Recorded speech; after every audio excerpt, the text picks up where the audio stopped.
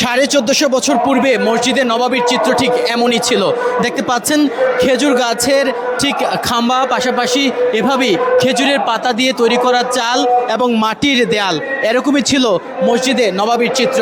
এবং আপনারা দেখতে পাচ্ছেন কাঠের মিম্বার, এবং এই মিম্বারে দাঁড়িয়ে কিন্তু হযরত মুহাম্মদ সাল্লাল্লাহু আলাইহি সাল্লাম তিনি খুতবা পড়তেন। পাশাপাশি এইরকম ঠিক লাঠি, সেই লাঠিটি দিয়ে কিন্তু তিনি ঠিক ভর দিয়ে, যে লাঠিতে ভর দিয়ে তিনি খুতবা পড়তেন। এবং বর্তমান যে মসজিদে নবাবীর যে জাঁকজমকপূর্ণ চিত্র, ঠিক এমন কিন্তু চিত্র 1450 বছর পূর্বে যখন হযরত মুহাম্মদ সাল্লাল্লাহু আলাইহি সাল্লাম মসজিদে নবাবীর উপর নামাজ পড়তেন, ঠিক তখন কিন্তু চিত্র, বর্তমান চিত্র এরকম ছিল না। এখন আপনারা যে চিত্র দেখতে পাচ্ছেন এরকমই কিন্তু ছিল। এই চিত্রগুলো কিন্তু অর্থাৎ 1450 বছর আগের চিত্রটি কিন্তু ফুটিয়ে তোলা হয়েছে রাজধানীর ধানমন্ডির তাকওয়া মসজিদে। সেই চিত্র প্রদর্শনী দেখতে কিন্তু শত শত হাজার হাজার দর্শনার্থীরা কিন্তু এখানে ভিড়